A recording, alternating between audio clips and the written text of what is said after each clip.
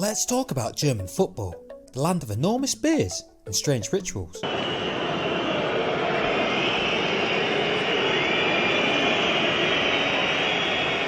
But if I asked you what you thought the best stadium in the country was, I'd put good money on you saying the home of a certain team in yellow. That's right, today we'll tell you the story of how the Westfalenstadion became Dortmund's home and how it became one of football's most loved grounds. We're off to the 1960s and Borussia Dortmund would become the first team in Germany to win a European trophy, winning the Cup Winners' Cup against the Red Scousers in 1966, although we know who would have the last laugh. Here's Ball running himself back.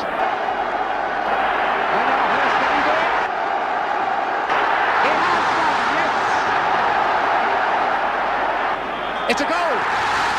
It's a goal! Oh, and the Germans go mad at the referee! With this success, it was becoming clear that the club's existing stadium, called Stadion Rot Erd, or the Red Soil Stadium, was too small to cater for the increasing fans who wanted to watch Dortmund. The club would look at options to build a new ground, but finances weren't there. But that would all change with West Germany's awarding of the 1974 World Cup. Initially, nearby Cologne was picked to host matches during the tournament and get a new stadium. However, the city was forced to withdraw, with Dortmund taking their place and getting them Deutschmarks instead. However, the budget was rather small, just over 30 million Deutschmarks, or £40 million in today's money. As a result, the stadium was rather basic, with the stands being built from prefabricated reinforced concrete sections. The stadium opened on the 2nd of April 1974, right next to the Stadion Rot Erd, with a friendly match against their rival Schalke. Life in their new stadium wouldn't get off to the best of starts. Following Dortmund's relegation to the second division in 1972, they would start life in their new home out of the top tier until 1976, when they would get promoted back to the Bundesliga.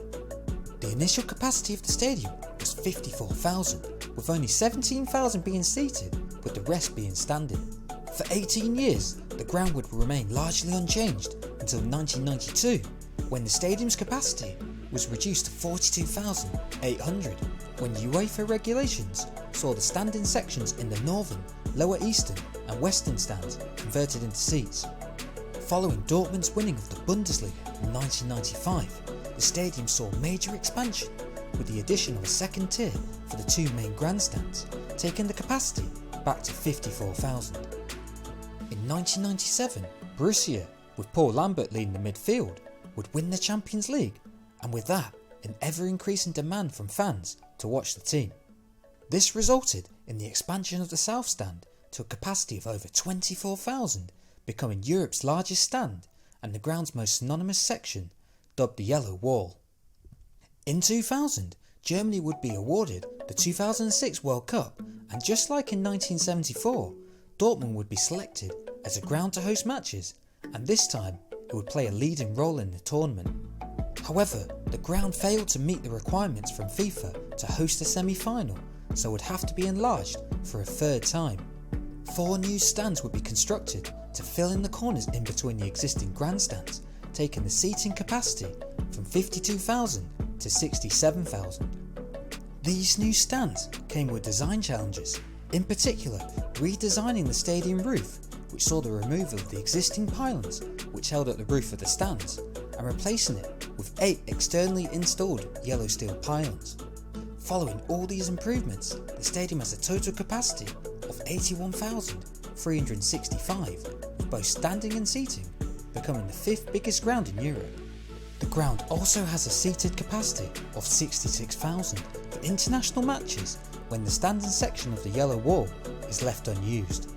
The ground was renamed the Signal Iduna Park in honour of that revered Dortmund and Hamburg financial services company, Signal Iduna, with the agreement running until 2031.